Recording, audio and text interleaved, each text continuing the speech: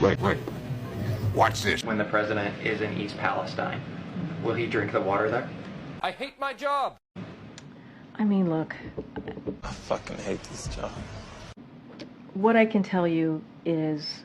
I hate this goddamn job!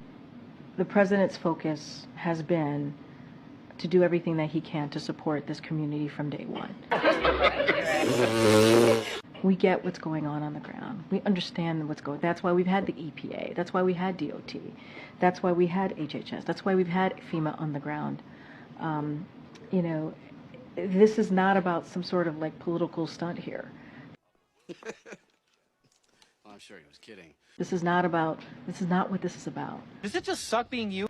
This is about this president being a president for everyone and showing up. Showing up for this community. That's what this is about. I'm not going to get into some sort of political stunts about drinking water. What we're going to focus about is making sure they have what they need. And the president was invited by the mayor, by community leaders. He's going to show up. He always said he would be there when it was the most helpful. Yeah!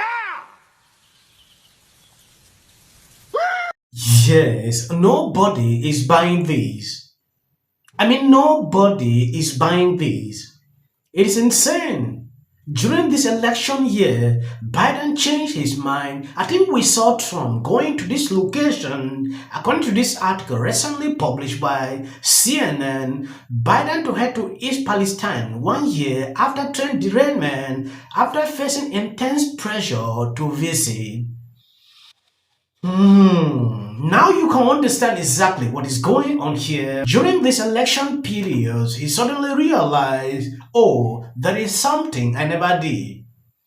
It is insane to see how politics is playing out here. Karen tried to lie. It is not like a political, even when you look through her eyes, it clearly tells you she is lying. Well, he's ignored it for a year, but the White House just announced that Joe Biden is actually going to visit East Palestine, Ohio. The train derailment happened back on February 3rd, 2023, but I guess Joe Biden waited for an election year to actually visit. Now, Joe Biden has spent a whopping 40% of his presidency on vacation. I wish he could have taken just one day in the past year to go visit Ohio. Now, Joe Biden is obviously having some decline. He probably doesn't know the temperature of a room, but something he's good at is playing politics because he's been around for 5 decades. He's been in public life for 50 years, and if he thought he could win Ohio, he would have been there the next day after the train derailment. Now, Donald Trump, he's a New York guy, but he found these boots in the bottom of his closet and said, let's get the plane and go to Ohio right after the train derailment. RFK Jr. has also visited East Palestine, Ohio. It is absolutely insane that Joe Biden has never visited. Now, the mayor of East Palestine, Ohio, pictured here, he said he doesn't want Joe Biden to visit until February of 2025 when he's on a book tour. What's absolutely anathema to me is that Joe Biden has spent more time with the president of Ukraine, Zelensky, than he has with the people of Ohio.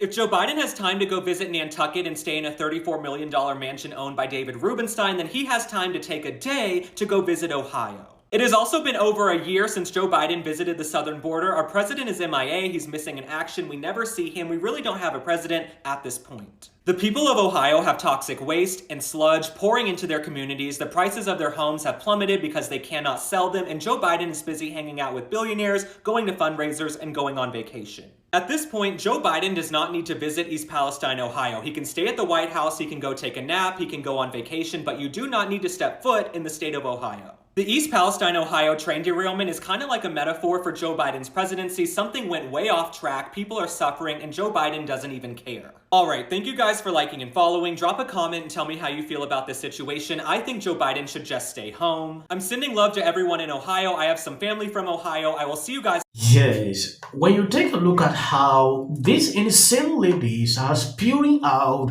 rubbish on air, these are the people destroying this country, because it is insane for you to say, oh, it is who you voted for. Trump was not the president at that time. He visited that area. Biden did not visit that area. Lay down regulations for a second, because it seems to me that the Republicans are obsessed with this notion of the free market, and they don't like a lot of regulations. Because it means profit. When you deregulate, you get profit. But I know. Part of the deregulation, for example, there were very few plane crashes. Thank God. And that's because the industry is highly regulated. We have to pay for regulations and safety standards. Otherwise, where are we? We're all going to go up in flames. Norfolk Southern gives as much to Democrats as Republicans. It's a very powerful lobby that is trying to block regulation. And this train, to Sarah's point, 2 miles long with 2 full-time employees and a trainee on it. And they didn't even need to, because the last administration rolled it down to only one worker. They happened to have 2. One thing I just want to say is I do think this was an unforced error by President Biden. It was 20 days before we had Secretary Buttigieg go down, 10 days before he put out a statement acknowledging it. This is Trump country. He won by 40 points. He is a president for all Americans. I believe that, but he needs to show that he is. It was time for him to be. I don't know why they would ever vote for him, for somebody who, by the way, he placed someone with deep ties to the chemical industry in charge of the EPA's Chemical Safety Office. That's who you voted for in that district. Donald Trump, who reduces all safety. He did in those days. Showed up at McDonald's and those voters saw something on the ground that probably resonates in a way that they need. But they need to look past the photo ops, these people, and say, who's doing the job here? Forget about the photo op. Showing up is a big... This video went viral. A lot of people criticized Joy Behar for mentioning this on air. I don't know if they actually produce these programs, in such a way that they tell them what to say on air, because it is insane.